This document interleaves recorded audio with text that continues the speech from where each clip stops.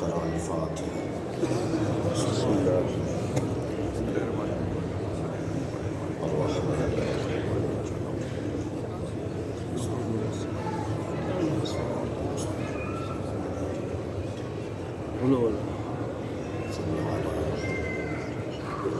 أعوذ بالله من الشيطان الرجيم. بسم الله الرحمن الرحيم. الحمد لله رب العالمين، وصلى الله على سيدنا مولانا أبي القاسم محمد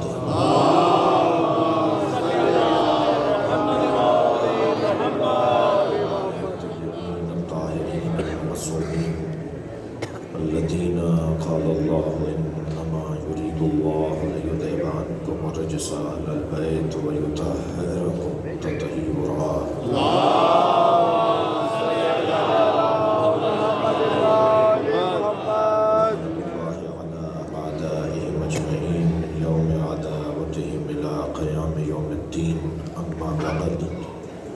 قال الحكيم في قرآن الكريم. بسم الله الرحمن الرحيم.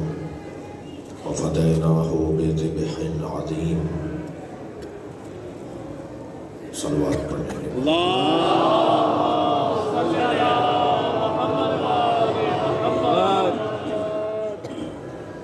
حاضرین مجلس کے مرحومین کی مغفرت،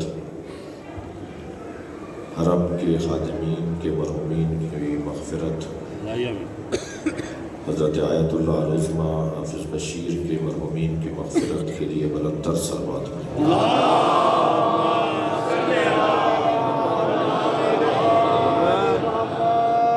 سورہ مبارکہ صافات کی انتہائی مختصر اور مکمل آیت. یہ زمین جہاں میں اور آپ سانس لے رہے ہیں، یہاں فرشتے سانس لیتے ہیں. اس شہر کی فضا میں نور ہے، اس شہر کی ہوا میں علم ہے، اس شہر کے ذرات، خاک کے ذرات جو اس شہر میں اڑتے ہیں، وہ حضرت عباس علیہ السلام اور مولا حسین کے گنبد کو مس کر کے، چھو کر، بوسہ دے کر اڑتے ہیں.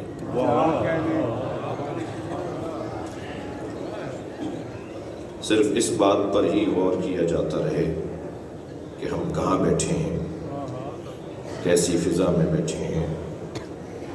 میں کہتا ہوں کہ انسان اللہ کی بارگاہ میں صرف اس ایک نعمت پر ہی سجدہ ریز رہے کہ اس نے ہمارے دل میں حسین کی قبر بنائی ہے.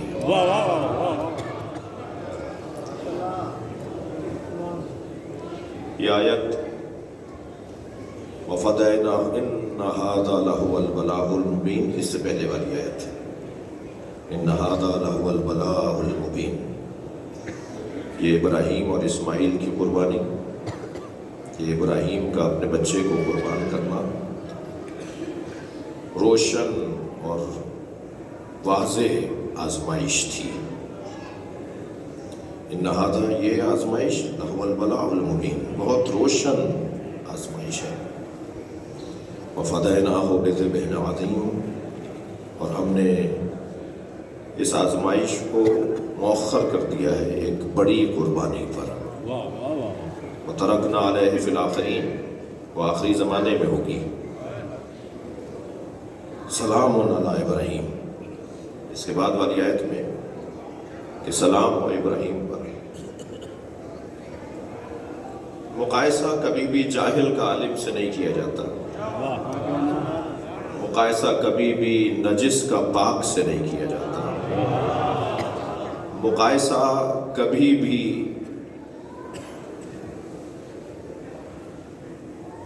غلط اور نادرست انسان کا صاحب کمال سے نہیں کیا جاتا.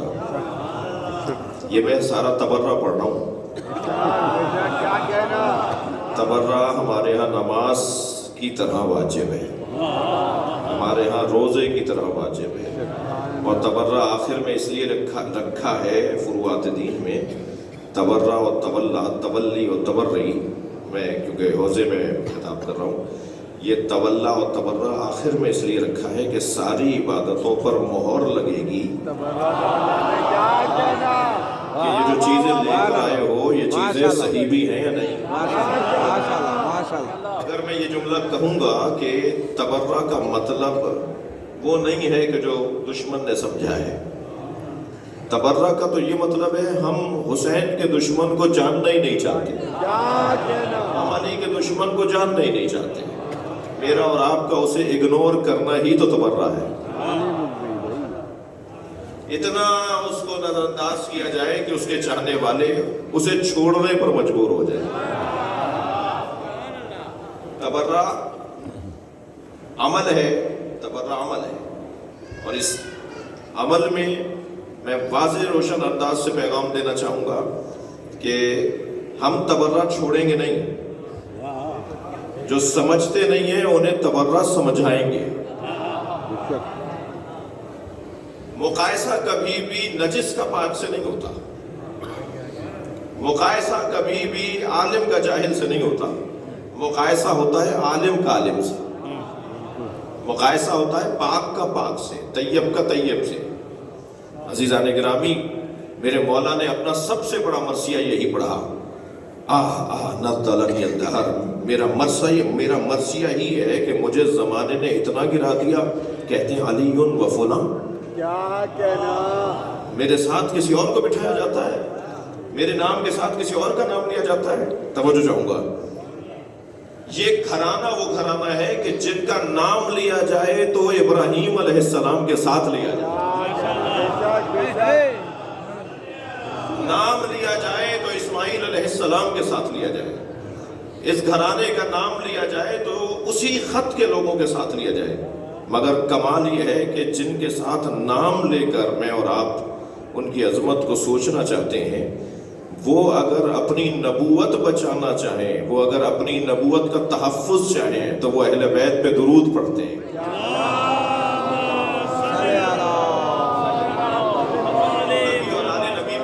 بھیجتے ہیں، تب جا کر ان کی نبوت میں حسن آتا ہے، ان کے کمال میں حسن آتا ہے۔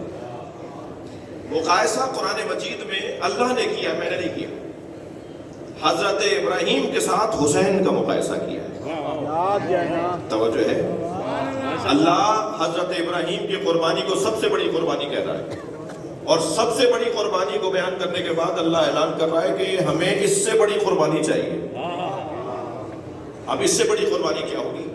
سب سے بڑی قربانی حضرت ابراہیم کی نے اپنے بچے کے گلے میں چھری رکھ دی، پہلے خود آگ میں جلنے کو تیار ہو، پہلے مال اللہ کی راہ میں دے دیا، پھر خود آگ میں جلنے کے لیے تیار ہو گئے، پھر اپنے بچے کے گلے میں چھری رکھ دی۔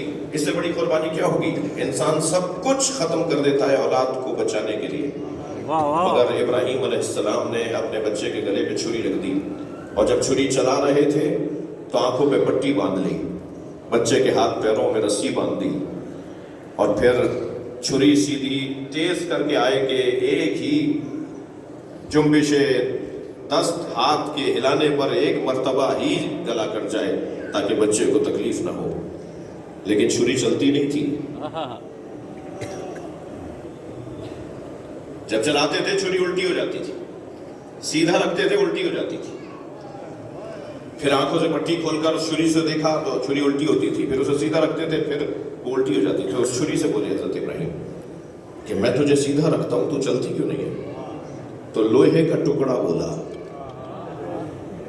یہاں کچھ لوگ آئے ہوئے اپنی حاجتیں لے کر، ماشاءاللہ، مجال ہے کہ اللہ کا ولی، مجال ہے کہ حجت خدا کسی سے بات کرے اور وہ جواب نہ دے، ولایت تکوینیہ کی ایک بحث، کائنات پر تصرف کی ایک بحث، مجال ہے کہ حضرت ابراہیم کہیں چھری سے کہ تو چلتی کیوں نہیں اور یہ جواب نہ دے۔ میں ایک جگہ فضائل امیر المومنین بیان کرتے ہوئے مولا علی کی ذوالفقار کے بارے میں بات کر رہا تھا، میں نے کہا کہ مولا علی کی ذوالفقار بولتی تھی، مولا علی کی ذوالفقار مولا علی سے باتیں کرتی تھی، تو مجلس کے بعد ایک صاحب کہنے لگے مولانا جدید دور ہے، وہ باتیں کریں جو سمجھ میں آ جائیں، ہماری مشکل یہ ہے کہ ہم دین سمجھنا چاہتے ہیں اپنی عقل کے مطابق۔ تو میں نے کہا اس میں کیا پریشانی ہے؟ کہنے لگے لوہا کیسے بولے گا، تلوار کیسے بولے گی؟ میں نے کہا بھائی آپ کا قصور نہیں ہے، جس معاشرے میں انسان کی بولی نہ سمجھتا ہو، وہاں ذوالفقار کی بولی تمہیں کیوں سمجھ میں آئے گی؟ ذوالفقار مولا علی سے باتیں کرتی تھی، جنگ کی گزارش سناتی تھی، سیدہ کو حالات بتاتی تھی، مفصل ایک فضائل کا باب ہے۔ حضرت ابراہیم نے جب چھری سے کہا نا کہ میں تجھے سیدھا رکھتا ہوں تو الٹی کیوں جاتی ہے، تو چھری لوہے کا ٹکڑا بولا، الخلیل امرنی والجلیل نہانی، مجھے خلیل تو امر کرتا ہے کہ میں چلوں مگر جلیل روک دیتا ہے۔ پھر اللہ سے کہا یا اللہ کیا میری قربانی قبول نہیں ہو رہی؟ آواز قدرت آئی ابراہیم ہم نے تمہاری قربانی کو قبول کر لیا، وفدیناہ بذبح عظیم، ہم اس قربانی کو ایک بڑی قربانی پر مؤخر کر رہے ہیں۔ جسے علامہ اقبال رحمۃ اللہ علیہ کہتے ہیں کہ اللہ اللہ بائے بسم اللہ پدر، دیکھیے عزت کیسے بڑھتی ہے۔ اگر علامہ اقبال نے یہ دو مصرے نہ کہے ہوتے تو حضرت عباس کی بارگاہ میں ان کا نام بھی کوئی نہ لیتا۔ عزت بڑھائی ہے انہوں نے اہل بیت کو یاد کر کے، اللہ اللہ بائے بسم اللہ پدر، مانیے ذبح عظیم آمد پسر۔ یہ ذبح عظیم جو قرآن مجید میں آیا ہے یہ کوئی جنت کا پلا ہوا دمبا نہیں ہے، جیسے بعض لوگوں نے لکھا کہ جنت کا چارہ کھا کھا کے اتنا موٹا ہو گیا تھا کہ عظیم ہو گیا تھا۔ قسمت خراب ہے بعض لوگوں کی کہ ماننے پر آئیں تو دمبے کو عظیم مان لیتے ہیں،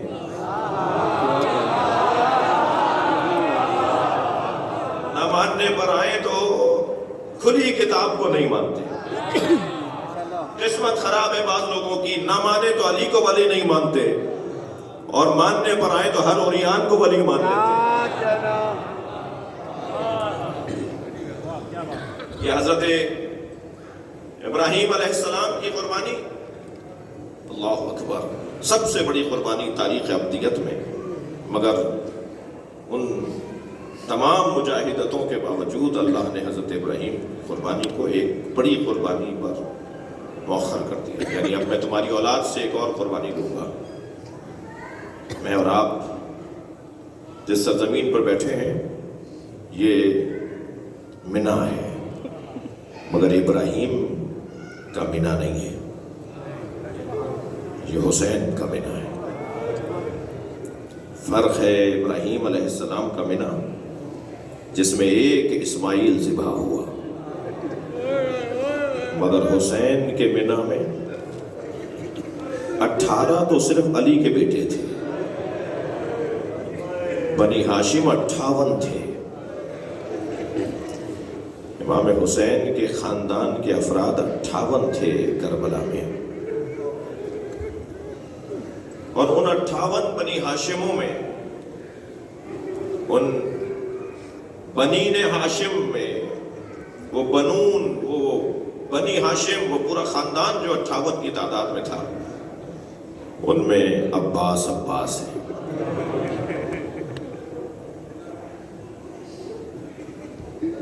خطبہ تشریف فرمائے ہیں، علماء کرام تشریف فرمائے، ممبر پر آنے والے جانتے ہیں کہ بعض مجلسیں قسمت سے پڑھنے کو ملتی ہیں۔ بہت کچھ سوچتا رہا کہ یہ پڑھوں وہ پڑھوں، مگر جن کی بارگاہ میں زبان بند ہو جائے، جو چاہیں گے وہی سوچ کے کہ مولا یہ پڑھ دوں، میرے پاس مولا کی بارگاہ میں کہنے کو مناقب اور فضائل حضرت عباس، جس میں عظمت ہی عظمت ہے، 4 سال کا سن ہے، مولا حسین نے پانی مانگا، قمبر پانی لینے کے لیے دوڑے، ابھی قمبر پہنچے نہیں تھے کہ مولا علی نے منظر دیکھا، حسین نے پانی مانگا، مولا علی تشریف فرما ہے، قمبر پانی لینے گئے، لیکن کیا منظر نظر آیا کہ ایک بڑے ظرف میں عباس پانی اٹھائے لا رہے ہیں۔ اور جلدی اس لیے آ رہے ہیں کہ کہیں مجھ سے پہلے قمبر پانی نہ لے آئے، اور جلدی آنے کی وجہ سے دونوں ہاتھ گیلے ہو گئے۔ جب دونوں ہاتھ مولا عباس کے پانی سے تر ہو گئے تو اس منظر کو دیکھ کر مولا علی نے فرمایا کہ ان دونوں بازوؤں کو پانی کی خاطر کاٹ دیا جائے۔ روئے مولا، روئے۔ آج عباس تم پانی لے آئے، آج حسین کی خاطر تم پانی لے آئے۔ میرے مختصر کرنے کا ایک سبب یہ بھی ہے کہ میرا دل کہہ رہا ہے کہ آج آپ کوٹ کوٹ کے سینے کو آج مولا عباس کے حرم میں خوب اچھے انداز سے ماتم ہوگا۔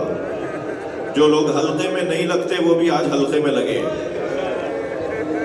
یہ ہمارے نوحہ خان حضرات رضوان میاں تشریف فرما ہے، یہ سارے بھائی مل کے نوحہ پڑھیں گے اور ماتمی نوحہ پڑھا جائے۔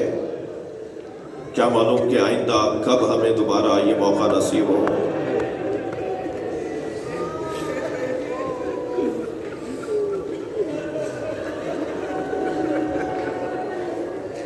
ابھی پڑھ رہے تھے حضرت مولانا شیخ علی حفظہ اللہ، دو قبریں بہت چھوٹی ہیں، ایک قبر سکینہ کی اور ایک قبر عباس کی، مگر حضرت سکینہ کی قبر کا چھوٹا ہونا تو سمجھ میں آتا ہے، مولا عباس کی قبر چھوٹی کیوں ہے؟ اس لیے کہ جب امام سجاد لاشا اٹھاتے تھے تو لاشا ڈھلک جاتا تھا۔ جوڑ جوڑ عباس کا لہدہ تھا۔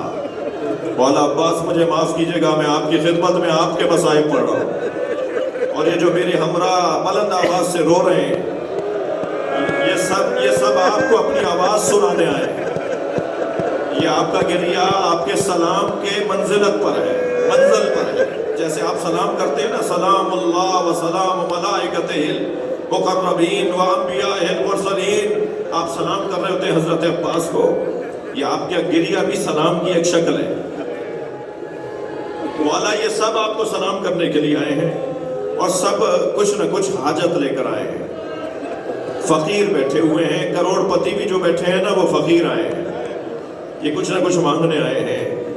آپ حسین کا دروازہ ہیں، آپ باب الحسین ہیں، حسین بھی دیتے ہیں تو آپ کے ذریعے سے دیتے ہیں۔ مولا آپ نے دونوں ہاتھ کٹوا کر باب الحوائج کا لقب پایا ہے، اب قیامت تک لوگ آپ سے حاجتیں کہیں گے، آپ کو اللہ کا دروازہ بنایا گیا ہے، یہیں آ کر تو بولیں گے۔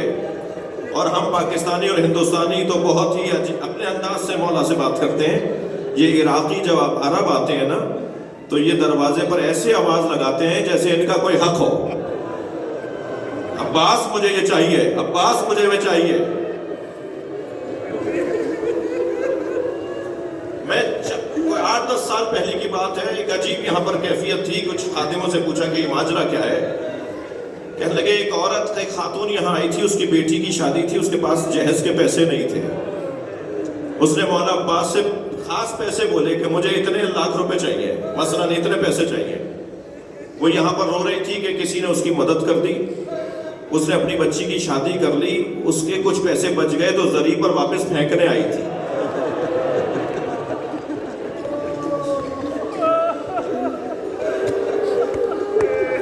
اور کہہ رہی تھی کہ میں نے جتنے آپ سے مانگے تھے آپ نے زیادہ دیے، میں نے حساب کر لیا، میرے پیسے بچ گئے، اپنے پیسے واپس لے لیجئے۔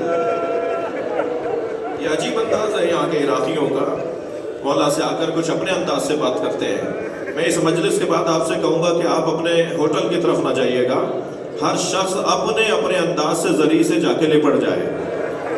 اور جیسے ابھی فرما رہے تھے نا کہ جب زری سے لپٹے نا تو زری کے اندر ایک قبر ہے، زری کے اندر ایک صندوق ہے، صندوق کے اندر ایک قبر ہے۔ صندوق تو آپ کو اتنا بڑا نظر آ رہا ہے مگر قبر بہت چھوٹی ہے۔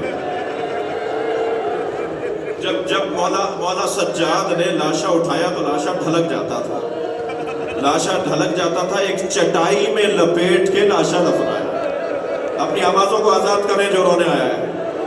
یہ مجلس بار بار نصیب نہیں ہوگی، فقیروں کی طرح، عاجزوں کی طرح۔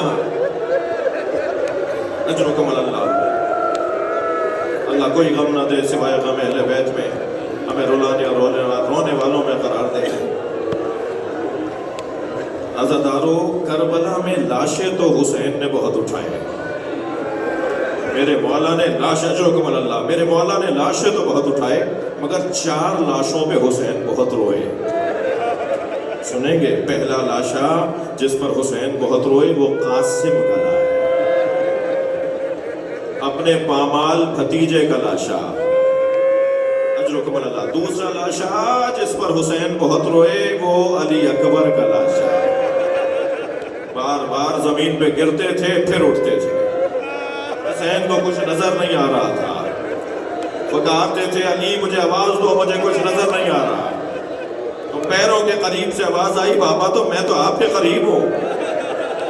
حسین بیٹھ گئے اور علی اکبر کے سینے سے برچی نکالی، خون کا فوارہ جاری ہوا، لاشا تو اٹھا لیا حسین نے، مگر یہ واحد لاشا ہے جو زینب نے ساتھ اٹھوایا ہے۔ یہ دوسرا لاشا، اجرکم اللہ۔ تیسرا لاشا چھوٹا بہت تھا مگر امام حسین سے اٹھتا نہیں تھا، کبھی آگے جاتے تھے انا للہ، کبھی الٹے پیر واپس آتے تھے رضن بقضائہ و تسلیما لامرہ۔ چوتھے لاشے کا نام سنیں گے، وہ لاشا حسین اٹھا کے نہیں لائے، وہ لاشا حسین اٹھا کر نہیں لائے، وہ مولا عباس کا لاشا۔ علامہ نقن صاحب کی روح شاد ہوگی، علامہ نقن صاحب فرماتے ہیں کہ امام حسین عباس کا لاشا اس لیے اٹھا کر نہیں لائے، اس لیے اٹھا کر نہیں لائے کہ حضرت عباس کی وصیت تھی مولا میرا لاشا خیمے نہ لے جائے گا، مولا اجرکم اللہ، تھکے نہیں، مولا میرا لاشا خیمے نہ لے جائیے گا۔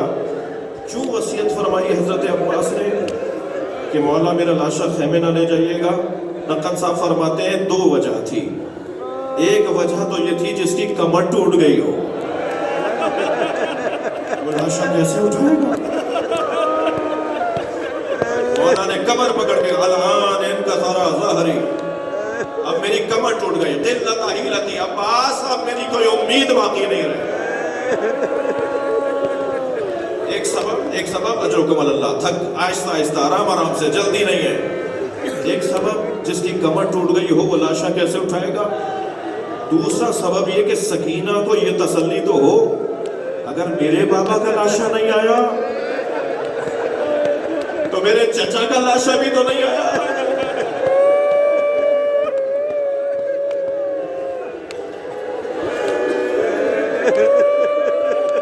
آزاد کریں آواز، آزاد کریں۔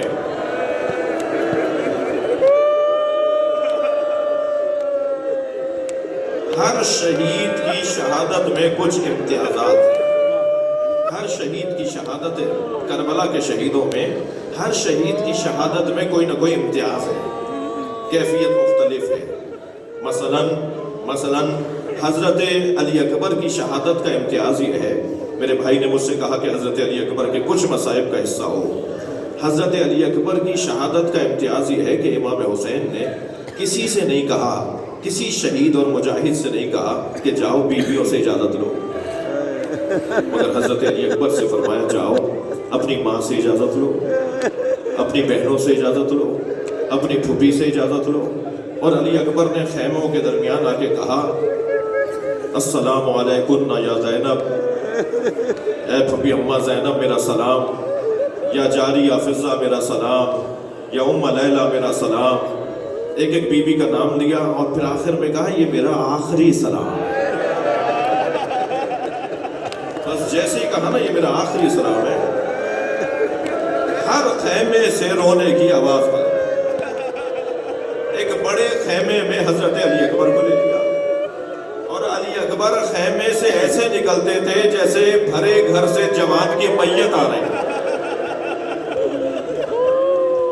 یہ امتیاز حضرت علی اکبر کا ہے، یہ امتیاز حضرت علی اکبر کا ہے کہ جو شہید گیا پھر اس کا جنازہ آیا، وہ خود زندہ واپس نہیں آیا.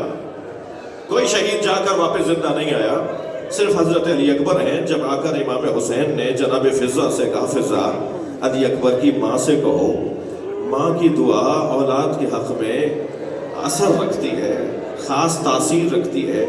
ام لیلہ سے کہو کہ ایک مرتبہ اور میرا علی اکبر مجھے دکھا دے، دعا کرے اللہ سے مجھے علی اکبر ایک مرتبہ اور نظر آ جائے، یہ میرا علی اکبر مجھے ایک مرتبہ اور دیکھنے آ جائے. سر پر قرآن رکھ کر ماں نے کہا، اے یعقوب سے یوسف کو ملانے والے، میرا علی اکبر ایک مرتبہ اور مجھ سے ملا دے. ایک تکبیر کی آواز بلند ہوئی. جناب ام لیلہ نے در خیمہ پہ جا کے کیا دیکھا کہ حضرت علی اکبر امام حسین سے بات کر رہے ہیں، یعنی علی اکبر واپس آ گئے. مگر بات یہ کر رہے ہیں، مائیں بیٹھی ہیں نا مجلس میں، جوان بچوں کی مائیں بیٹھی ہیں، مگر بات یہ کر رہے ہیں، بابا چند گھونٹ پانی کے مل جاتے تو میں بتاتا کس کا پوتا ہوں، دشمن کو میں بتاتا کس عباس نے میری تربیت کی ہے. بابا سے حضرت علی اکبر پانی مانگ رہے ہیں اور ماں در خیمہ سے کھڑی دیکھ رہی ہے. شاعر نے 4 مصروں میں سے اس منظر کو نظم کیا ہے. شاعر کہتا ہے، شدت پیاس سے اکبر نے پلٹ کر دیکھا اور ماں نے خیمے کی تنابوں سے لپٹ کر دیکھا. کتنی مجبور تھی ساقی کوثر کی بہو، خالی مشکیزہ کئی بار الٹ کر.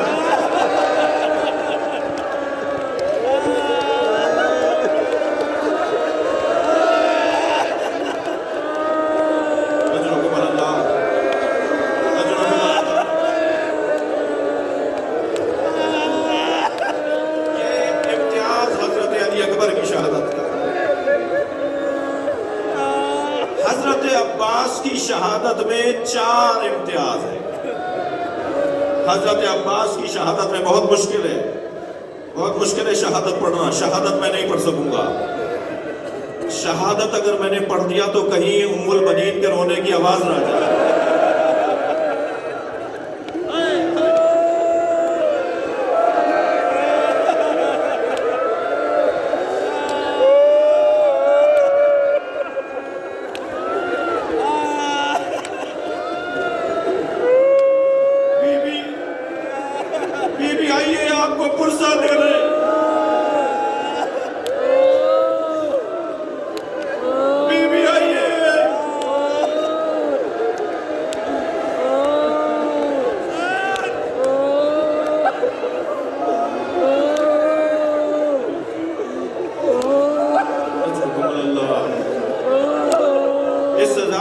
گریہ کرنے کا.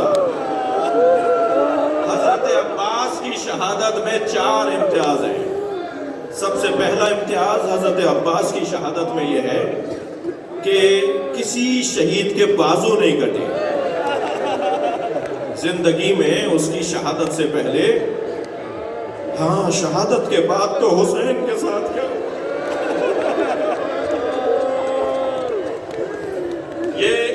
مقتل کا منظر میں نے خود پڑھا ہے اپنی آنکھوں سے. جب خیمے لٹ رہے تھے تو ایک لوٹنے والے کو تاخیر ہوئی تو لوٹنے والوں میں سے ایک سپاہی سے کہا کہ کچھ لوٹنے کو بچا ہے. تو وہ کہنے لگا حسین کا لاشا لوٹا جا رہا ہے. اجر و کمال اللہ. وہ یزیدی سپاہی کہتا ہے کہ میں دوڑتا ہوا مقتل میں گیا تو حسین کا لاشا کوئی امامہ اتار کے لے گیا تھا، کوئی عبا اتار کے لے گیا تھا، نالے اتار کے کوئی لے گیا تھا. حسین کے بدن پہ پھٹا ہوا کرتا تھا. میں نے سوچا اس کرتے کی تو کوئی قیمت نہیں ملے گی تو میں حسین کا لاشا چھوڑ کے جانے لگا. تو کہتا ہے کہ مجھے نظر آیا حسین نے کمر میں پٹکا باندھا ہوا ہے تاکہ وہ پھٹا ہوا کرتا بھی حسین روک سکے. کہتا ہے میں نے پھٹے ہوئے کرتے پہ وہ پٹکا دیکھا تو میرے دل میں آیا کہ ہاں اس پٹکے کی قیمت مل جائے گی. کہتا ہے میں حسین کے بدن کے برابر میں بیٹھ گیا. میں نے دیکھا حسین نے 2 گراہیں لگائی ہوئی ہیں. کہتا ہے میں نے گرہ کھولنا چاہی تو حسین کا ہاتھ اٹھ کر اس گرہ پر آ گیا. حسین کا ہاتھ اٹھا اور گرہ پر آ گیا. کہتا ہے میں بہت طاقتور سپاہی ہوں. مختار کو بیان کر رہے ہیں میں نے پوری طاقت سے حسین کا ہاتھ ہٹانا چاہا مگر ہاتھ ہٹتا نہیں تھا. میں نے خنجر نکال کر